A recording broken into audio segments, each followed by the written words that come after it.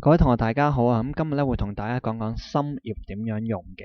咁 SUMIF 呢個函數咧，主要就係將你啦某啲特定嘅儲存格啦如果符合到你嘅條件咧，就將佢相加。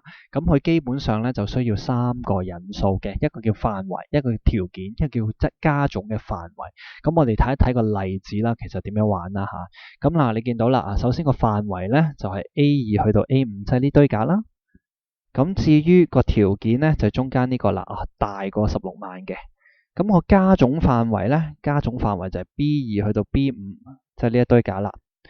好啦，咁首先第一樣要留意啦，呢一堆格呢度4個格，呢度4個格，黃色呢一邊咧都要係4個格嘅。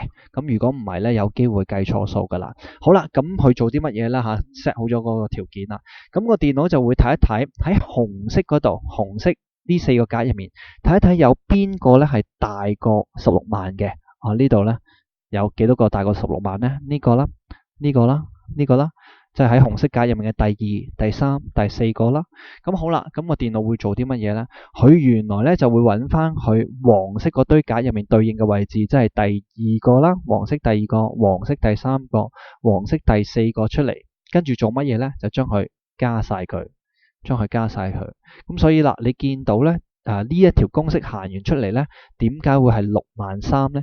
原來因為呢3格都大過16萬，符合到個條件啦。咁佢會加咩呢？就係將呢3格加埋啦。咁所以個答案呢，就係63000。咁呢個就係 SUMIF 嘅用途啦。咁好啦，咁仲有第二個用法嘅。咁如果我有範圍有條件，但係冇加總範圍啦，咁點算呢？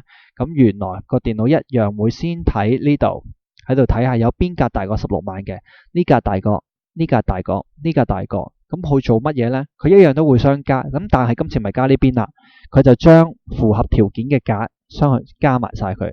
咁所以啦，呢度20萬加30萬加40萬呢，咁應該係90萬嘅，90萬，咁就係咁樣啦。咁希望同學都明白到 SUMIF 點樣用啦。